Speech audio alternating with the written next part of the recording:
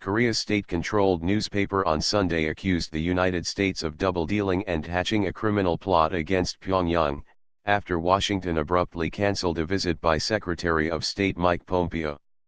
Negotiations have been all but deadlocked since U.S. President Donald Trump's summit with North Korean leader Kim Jong-un in Singapore in June. Pompeo has pressed for tangible steps toward North Korea's abandonment of its nuclear arsenal, while Pyongyang is demanding that Washington first make concessions of its own.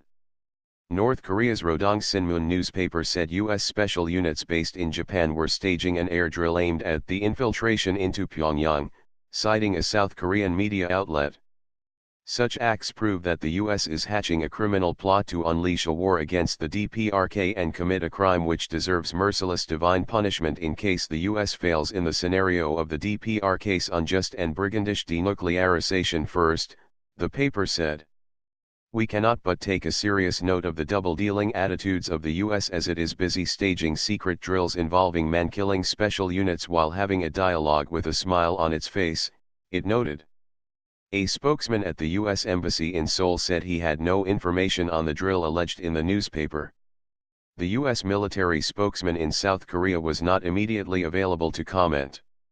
The editorial, which did not mention the Pompeo visit, urged Washington to give up the pointless military gamble and implement the Singapore Agreement, in which the leaders pledged to work towards a complete denuclearization of the Korean peninsula.